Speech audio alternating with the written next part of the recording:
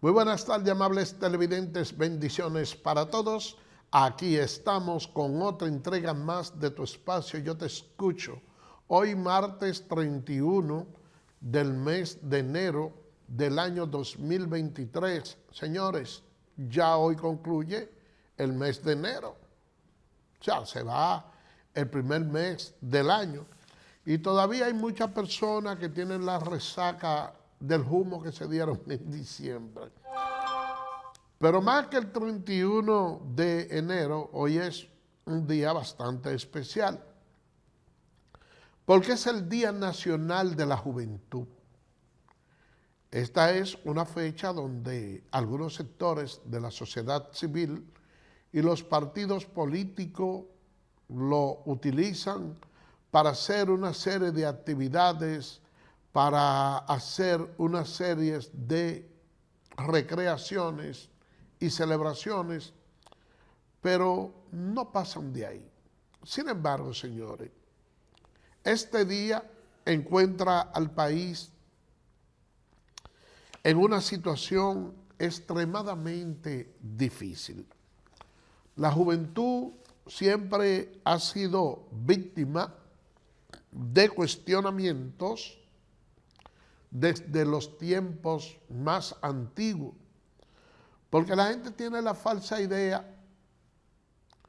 de que esa es una etapa que es equivalente a ser muy revolucionario. Y por eso es que ustedes ven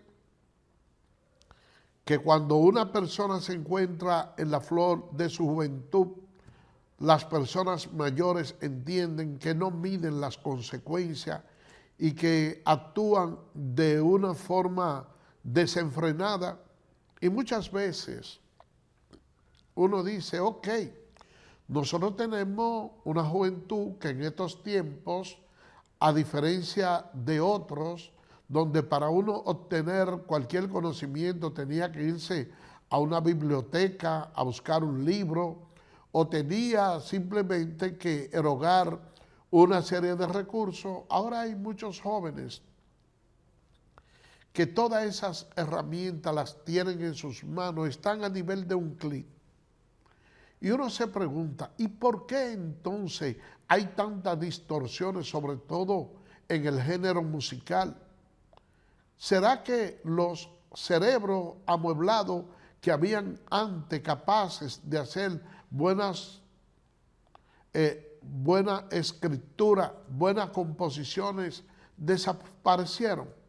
Porque uno oye una serie de canciones estridentes con muchas palabras y con un lenguaje, yo diría que ultra coloquial, porque no contienen gramática ni literatura especial. Simplemente la persona busca que tenga cierta ritmo y cierta cosa, y no importa lo que se diga. Y uno ve cómo anteriormente habían buenos exponentes musicales que sencillamente murieron de hambre, y de otros que aún viven, que no encuentran cómo llevar el sustento a su familia, ni siquiera el dinero para comprar la medicina. Y ahora hay cualquier reggaetonero que dice 2 o 3 malas palabras y ustedes lo ven con millones de pesos. Tantos millones que pueden hasta subirse en un avión y tirar 6 millones de pesos al aire. Eso es una muestra de opulencia. Esa es una muestra donde ya uno pudiera decir que no se necesita tener demasiado talento para obtener grandes sumas de dinero en este país a través del arte o de cualquier composición. Ahora, ¿qué es lo que uno tiene que preguntarse? Nosotros tenemos muchos jóvenes que andan en los vehículos de manera desenfrenada. Muchos jóvenes que ni estudian ni trabajan, que no hacen nada, los denominados nini. Y uno se pregunta, ¿y qué estamos nosotros haciendo para contribuir a que nuestros jóvenes sean personas diferentes, con un mayor nivel de formación. Y la verdad es que le digo que hemos tenido una clase política que en los últimos tiempos le ha dado la espalda a la juventud. Y pudiéramos decir hasta cierto punto que esa juventud tampoco ha sabido reclamar el espacio que verdaderamente le corresponde. Yo le digo esto porque cada día son menos la experiencia que de manera visual uno puede tener de ver dos jóvenes que se están casando.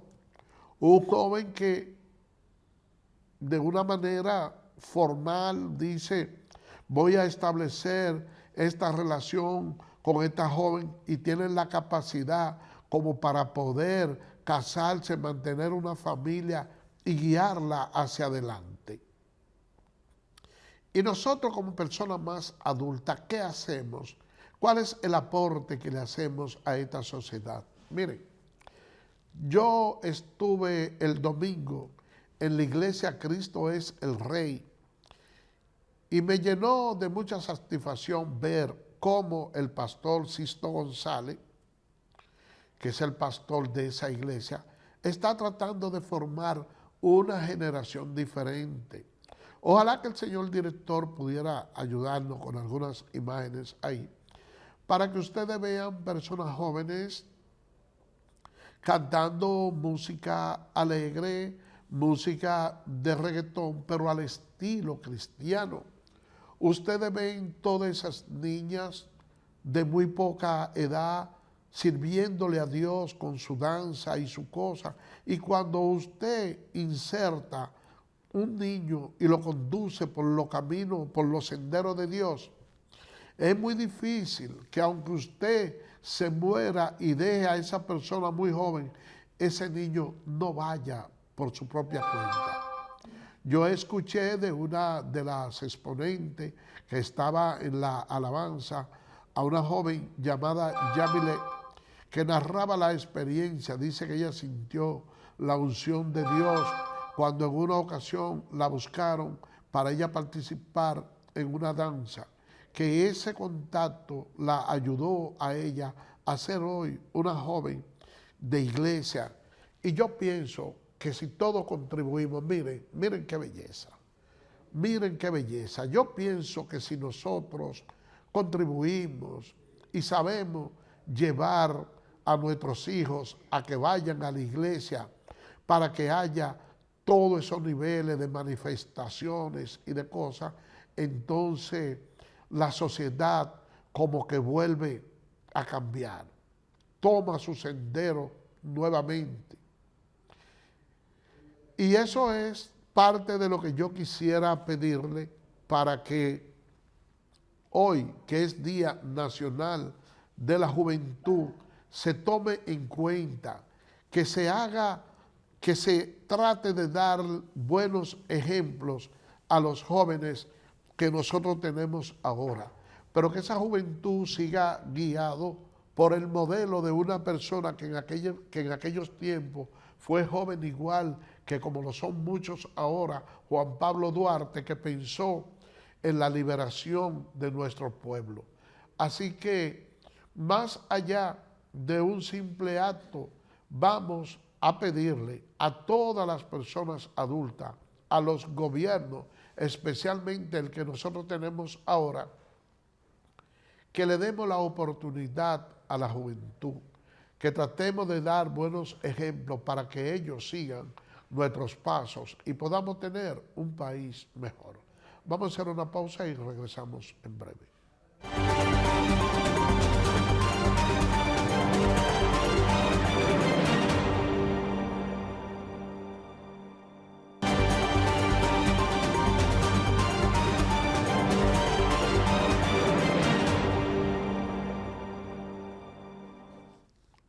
Gracias por permanecer con nosotros. Miren, hay un elemento que a mí en modo particular me ha ido perturbando mucho.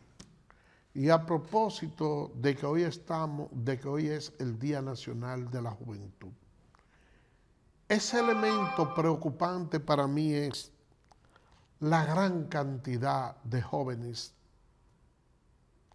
que está saliendo del territorio dominicano vía Guatemala, vía la frontera de México, vía Nicaragua, vía El Salvador, vía el Brasil o cualquiera de esos otros países que de una forma u otra pudieran conectar su frontera con los Estados Unidos. Ahora ustedes ven que se hace el reporte de muchos casos de personas desaparecidas y hay que tener en consideración un elemento, sobre todo si se trata de una persona joven, porque por lo regular muchos están yendo del país. ¿Y qué fenómeno se está dando? Que mientras muchos jóvenes de los diferentes barrios hacen inversiones casi hasta de 300,000 pesos para irse del país, entonces nosotros tenemos una entrada masiva de jóvenes nacionales haitianos que vienen a ocupar nuestro territorio. Y cuando ustedes conjugan esos dos elementos, los dominicanos saliendo y los haitianos entrando, ¿qué le da a ustedes eso? Que de cara al futuro, no muy lejano, nosotros prácticamente la mano de obra que vamos a tener va a ser básicamente de nacionales haitianos. Y ya eso es algo que se ha venido manifestando a lo largo de todo el país. Anteriormente, ustedes veían que venían algunos nacionales haitianos para el corte de la caña. Luego de ahí pasaron a trabajar en las labores agrícolas. Pero ya no solo lo tenemos realizando labores agrícolas, ni lo tenemos en el corte de la caña, también lo tenemos en los salones de belleza, lo tenemos en los expendios de comida, lo tenemos en el motoconcho, lo tenemos lavando vehículos, lo tenemos también manejando vehículos públicos, que yo no sé cómo es que una persona puede obtener sin documento licencia de conducir, o cómo es que una persona sin documento y sin licencia de conducir puede estar conchando en la calle. Para el ciudadano norteamericano, para los norteamericanos, la posesión de una matrícula de conducir es el documento más importante que pudiera tener un inmigrante. Porque para usted otorgarle un permiso de conducir en los Estados Unidos, usted tiene que cumplir, mire, con todas las reglas formales. Mientras que una persona puede entrar con una visa y en el curso convertirse en un ilegal. O usted puede tener una visa, usted ser inclusive ciudadano, pero tener cualquier cosita que hasta cierto punto pudiera afectarle en lo que sería su solvencia. Pero cuando en los Estados Unidos a una persona se les pide una licencia de conducir es porque cumple con todas las formalidades legales. Y yo le voy a decir algo. El presidente de la República ha hecho esfuerzo inconmensurable y ha mostrado mucha gallardía y responsabilidad al manifestar ante la comunidad internacional que la solución a los problemas de Haití no están en la República Dominicana. Pero esos discursos, a pesar de ser bien estructurados, no pasan de ser una retórica. ¿Por qué le digo esto? Porque usted puede ver que el Estado Dominicano contrata a algunas personas para la realización de construcción y de obras públicas. Sin embargo, dentro de esas obras públicas, entiéndase, construcción del metro, teleférico, entre otras cosas, cuando usted hace un saneamiento de la nómina, se encuentra que hay extranjeros que en su condición de ilegal están trabajando y el gobierno de una manera indirecta se convierte en patrocinador y se convierte también en un empleador indirecto de esos ilegales. Cuando aquí se estableció un salario mínimo para los precios de la construcción, pensé que en ese momento esa medida atinada pudiera servir de acicate para regularizar un tanto la mano de obra extranjera. ¿Por qué yo le digo esto?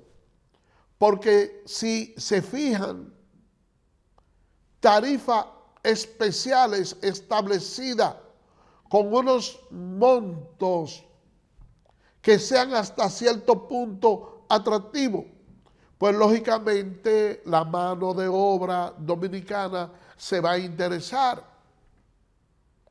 Porque hay una frase muy socorrida de que el dominicano no quiere trabajar.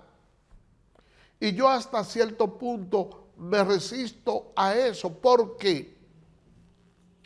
Porque si ahora mismo usted hace un llamamiento a concurso de que en España, Brasil, Nueva York o cualquier otro territorio fuera del país se requiere de mano de obra para trabajar agricultura, para trabajar albañilería, plomería, entre otras cosas.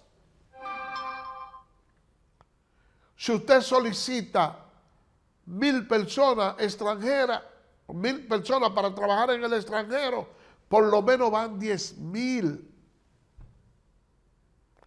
Y si el dominicano es capaz de abandonar su suelo patrio para ir a trabajar a otro país porque tiene una mayor remuneración, entonces yo entiendo que con mayor vera, si se le paga un salario justo,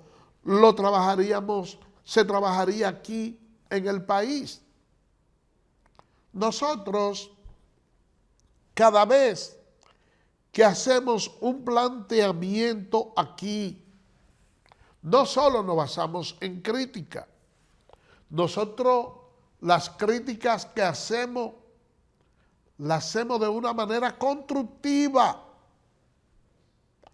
aportando solución al problema. ¿Y cuál sería parte de la solución que nosotros planteamos para la solución de eso y hasta cierto punto desestimular el empleo de mano de obra extranjera? El gobierno dominicano tiene convenio con compañías constructoras y hay una ley de fideicomiso. El gobierno dominicano, además, a esa vivienda de bajo costo le tiene un incentivo donde el constructor recibe los terrenos a un precio inferior al que puede tener en el mercado, pero le reserva al comprador un bono de 100,000 pesos. Es decir, si usted va y compra una vivienda de bajo costo, en el inicial que usted da, esos fabricantes le tienen que dar a usted un bono de 100,000 pesos que está por debajo del valor del inmueble, para deducirlo de ahí. Esos 100,000 pesos se lo da el Estado Dominicano a la constructora. ¿Y por qué el Estado no habla con esos mismos constructores y dentro de ese mismo parámetro se le dan incentivos para que ellos establezcan la tarifa fija de las obras de construcción a un precio atractivo, que los dominicanos se estimulen a trabajar? Ustedes saben por qué yo le digo esto. Miren, nosotros tenemos experiencia de Venezuela, pero no de la Venezuela que hoy está en bancarrota.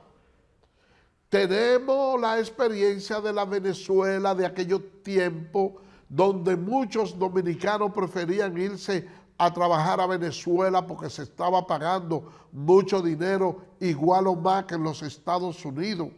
A esa Venezuela que tenía una economía pujante, que estaba haciendo grandes edificaciones como estamos nosotros ahora modernizando el país. Pero ellos vieron que había mucha mano de obra extranjera y decidieron tomar algunas medidas para desestimular eso y que el ciudadano venezolano obtuviera mayor reivindicaciones. Yo le digo esto porque si el Estado hace una reflexión y nosotros conversamos con los sectores económicos del país, con aquellos sectores de la construcción, nos vamos a encontrar con un hallazgo importante. ¿Cuál es?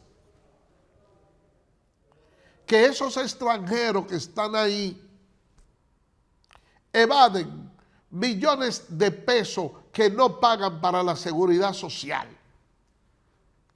Y que como consecuencia de eso, como vienen de un país con una determinada falencia, con enfermedad, son más vulnerables a la enfermedad que los nativos.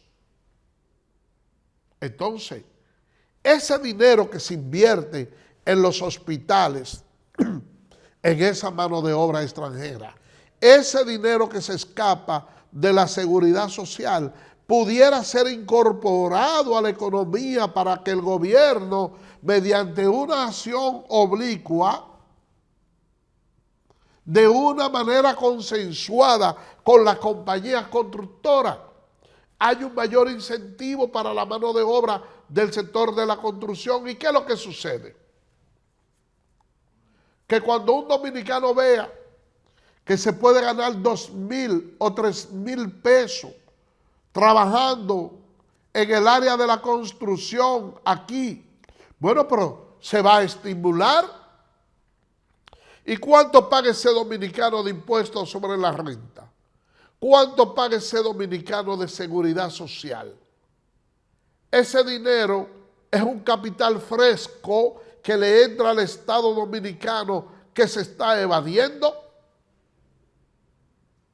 Eso va a desestimular a que muchos de estos jóvenes tengan que irse a la frontera con México para poder pasar a los Estados Unidos a trabajar. ¿Y qué es lo que sucede con esa mano de obra inmigrante que viene? Que en la medida que se da cuenta que ya no hay el estímulo, que ya no hay la posibilidad de poder obtener esos trabajos y que prácticamente está cesante, va a buscar otro nicho. Va a decir, pero ¿para qué me voy a ir allá si no me van a emplear? Pero si por el contrario nosotros encontramos un terreno fértil para explotar la mano de obra y pagar centavos, siempre vamos a tener ese problema latente. Cuando buscamos las estadísticas, de la cantidad de mujeres haitianas que están pariendo en el país versus la cantidad de dominicanas que tienen ciertos controles de natalidad, en cambio ellas no. Entonces nosotros nos daremos cuenta, quizá muy tarde, de que se está construyendo una casta de personas que son los que van a regir los destinos del país, que son los que nos van a gobernar a nosotros. ¿Y cómo está la situación allá en Haití? La situación en el día de hoy allá está extremadamente difícil, con dos pueblos que mucha persona no quiere decir esto, pero que en verdad se repelen mutuamente, son como dos cables positivo y negativo que si usted lo junta fácilmente explosiona. ¿Por qué? A nosotros nos han vendido a lo largo de muchos años en la historia de que Duarte nos liberó de los haitianos y a los haitianos le han vendido en su historia de que nosotros los dominicanos le hemos robado su terreno. Entonces, esas razones históricas nos mantienen hasta cierto punto distanciados, sobre todo porque no tenemos el mismo idioma, ni la misma religión. Para muchos niños haitianos, en la República Dominicana les robó su terreno que a ellos, según la historia que le dan a ellos, le corresponde desde Azo hacia allá, le corresponde y nosotros se lo hemos robado. Por eso es que nosotros, cuando hay algún problema, somos los primeros en llegar, somos los primeros en tener la solidaridad con ellos, pero ellos no ven que nosotros tenemos esa actitud de solidaridad, no ven como la persona que le hemos robado su espacio, que le hemos robado su historia, que le hemos robado todo, mientras que Francia, el mismo Canadá y otra potencia se agenciaron las riquezas haitianas. Yo pienso que este es un momento para que esos países ricos que se beneficiaron tanto de la riqueza de Haití en el día de hoy le devuelvan algo. Hay una población rebelde, fíjense en los últimos días los casos que se están dando con algunos miembros de la policía, que las bandas le mataron unos agentes. ¿Y qué es lo que sucede? Que cuando hay una revuelta de esa naturaleza, quienes tienen que sentarse a buscarle una solución, tratar de tener el control del territorio, es al Estado conjuntamente con la policía. ¿Pero qué sucedió? Que allá la policía en protesta, entonces lo que hace es que tirotea la casa del primer ministro. Y en esa situación, en esa desbandada que hay allá, ese país no puede continuar. Y la comunidad internacional ha estado apostando a un desorden. ¿Y por qué yo le digo esto? Porque mientras hay algunos grupos de desaprensivos que reciben armas sofisticadas, que reciben dinero para mantener la anarquía, entonces de parte oficial los Estados Unidos le da arma de fuego al gobierno para que se defienda de esos delincuentes, cuando lo que realmente manda la prudencia de este tiempo es que una coalición de países desarrollados traten de hacer una intervención, permitir que se hagan elecciones libres, sobre todo cambiar ese sistema que ellos tienen para que sean un país presidencialista y no parlamentario, para dejar todas las cosas en orden y dejar que ese país entonces pueda reencauzarse. No nos lo pueden dejar solo a nosotros los dominicanos. Cuando hubo el terremoto, se escaparon una balsa de delincuentes que no se ha podido dar con su paradero. En este estado de confusión hubo también, se liberaron unos cuantos reclusos, de ellos murieron en un fuego cruzado, alrededor de 11, otros están fuera del país, nadie sabe su paradero. Yo le digo, por ejemplo, ustedes van ahora mismo al municipio Santo Domingo Este y se encontrarán con muchos nacionales haitianos que no son los que vienen a trabajar aquí en el área de la construcción, de a vender chuchería en las calles.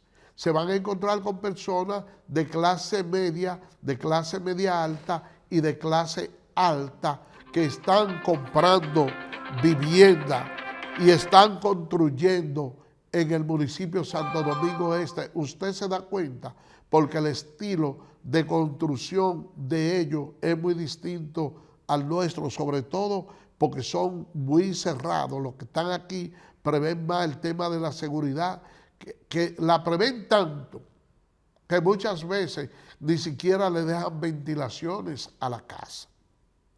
Así que yo hago un llamado reflexivo y le pido al presidente de la República y a los poderes económicos del país que hagamos una mirada reflexiva y que busquemos la manera de preservar el ambiente laboral y sobre todo de darle mayor participación a los dominicanos para que no se vean en la imperiosa necesidad de tener que salir del país y que nosotros entonces estemos importando mano de obra mientras la nuestra se está dispersando. Vamos a hacer una pausa y regresamos en breve.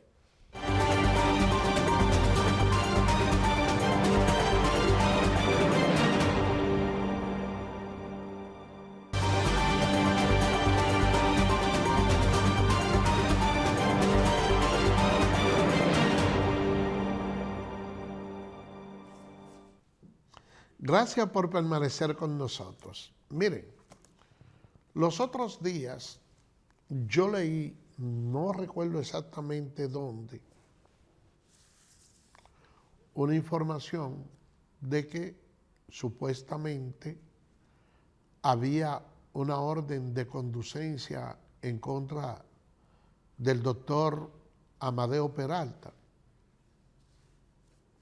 Por un asunto, yo diría que de prudencia, yo no lo llamé, porque estoy plenamente seguro que si se difunde en los medios, pues él tiene conocimiento de esa parte, entonces uno llamarlo hasta cierto punto se ve que pudiera crearle cierta preocupación, que una gente a la cual usted quiere y respeta le toque tema de esa naturaleza, pero sin que yo lo llamara, me alegré que él me mandó un video en el cual da unas declaraciones y aclara cuál es la situación que él está pasando.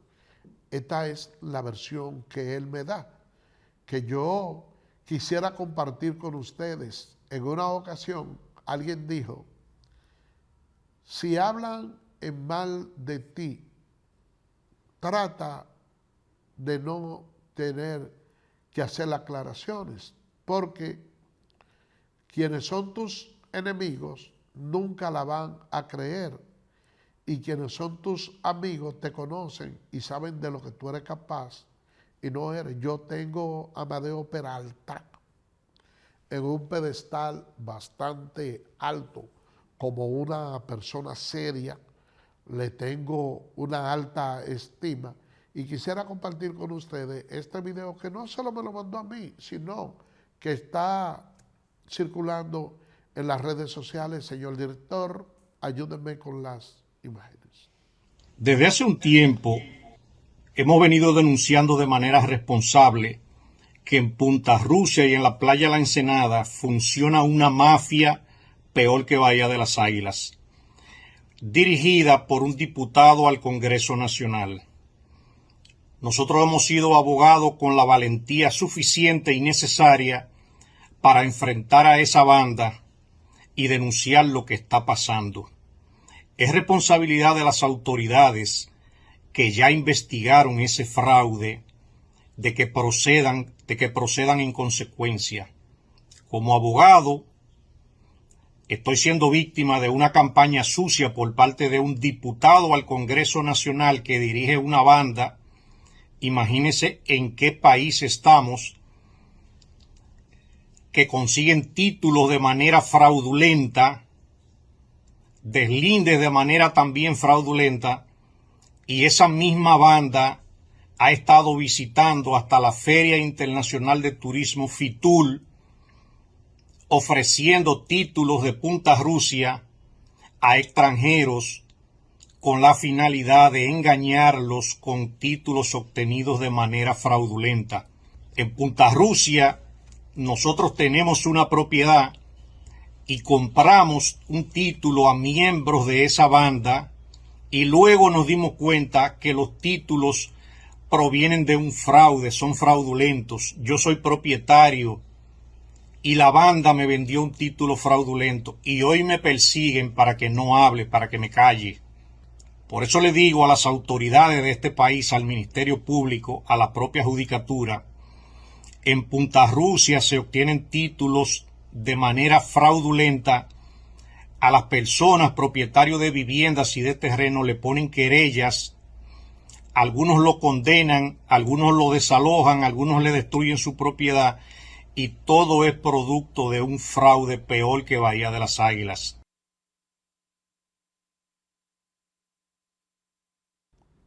Ustedes escucharon ahí. Esas son las declaraciones de él. Yo entiendo que ha sido lo suficientemente claro y que no amerita que se adorne nada. Él dice que él le compró a esos familiares y que luego de haber comprado se dio cuenta que se trataba de un fraude que habían hecho esa gente y que él lo ha estado denunciando y que en virtud de eso lo están persiguiendo para que no hablen. O sea, él dice, yo le compré, me vendieron de manera fraudulenta. Entonces, hay una parte que es que yo no entiendo, porque cuando alguien compra un inmueble fundamentado en un título de propiedad y después resulta que supuestamente el título ese está arguido de falsedad, si usted compró de buena fe, usted simplemente ha sido víctima de una estafa. Esa es la versión que él da. Pero además no se queda ahí, sino que hace una denuncia muy grave al decir que esa gente estaba vendiendo los títulos en FITUR. Entonces, yo creo que una denuncia de esta naturaleza, sobre todo cuando ya, como él dice, que estaban en playas extranjeras vendiendo en una feria turística, ya eso envuelve el prestigio del país de ser cierto, que es algo que hay que investigarlo y es lo que yo le pido a las autoridades que investiguen bien esa situación, a ver si la información que da Amadeo Peralta se corresponde con la realidad. Él dice que compró, entiendo que si él dice que compró siendo abogado, tiene un acto un documento de compra. Por eso es que yo digo que si es así, es lo que ha sido una víctima y un comprador de buena fe, porque se entiende que en materia de terreno registrado no debe o no puede haber gravámenes ocultos.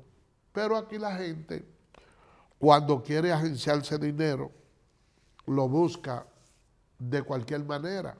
No digo que este haya sido el caso, porque yo no lo conozco y me gustaría poder hablar con toda la propiedad del mundo. Simplemente me estoy haciendo eco de lo que él ha planteado.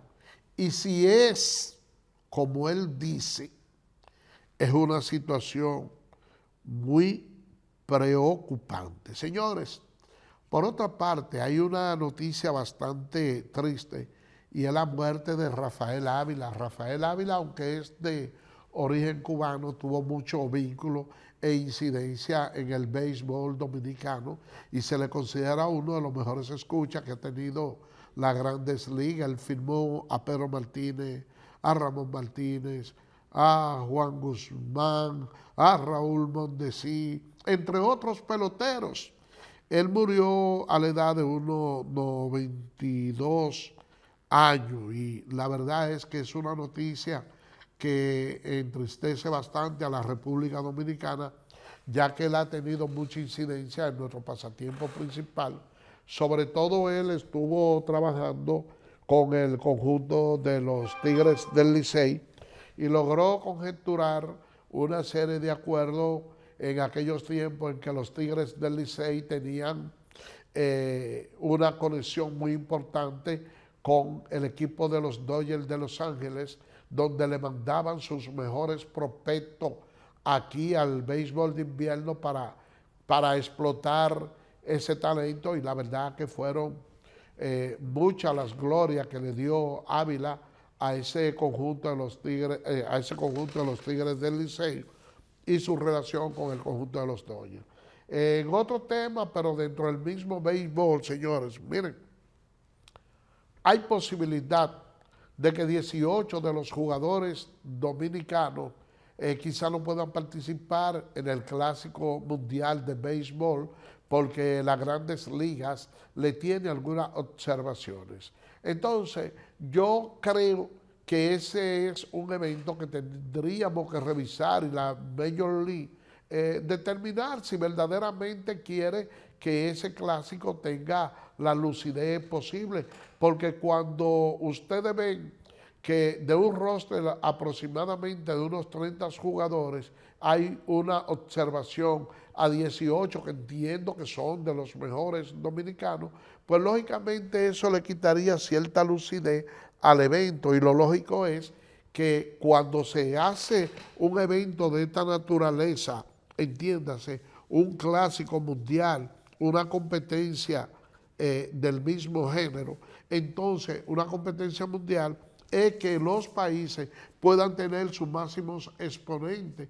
Miren el Mundial del Fútbol, toda la incidencia que tiene, porque uno dice, usted se ve con los mejores jugadores de fútbol del mundo, pero si la Grandes Ligas va a tener esa restricción, aunque hay que destacar que eso queda cerca de la apertura del campeonato, o mueven la fecha o sencillamente eliminan eso, pero no se puede tener un campeonato mundial dejando fuera toda la figura de trascendencia, porque eso realmente desluce el evento.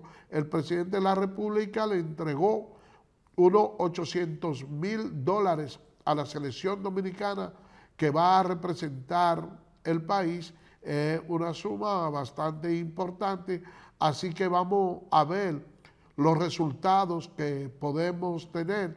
Nosotros sabemos que tenemos parte de los jugadores más importantes, aunque es justo reconocer que esa restricción, a pesar de que nosotros por la cantidad de peloteros que tenemos somos de los más perjudicados, pero que a nivel general hay alrededor de unos 100 jugadores en observación. Pero ¿qué sucede? Que estamos hablando de un clásico mundial y estamos hablando de 100. Si se habla de la República Dominicana 18, Entonces estamos hablando prácticamente del 18% que encabeza ese listado. Es mucho para un solo país. Lo que no es mucho es el tiempo para yo continuar con ustedes porque me están haciendo señas que ya se acabó. Así que a partir de mañana estaremos nuevamente con otra entrega más de tu espacio Yo Te Escucho. Así que bye bye.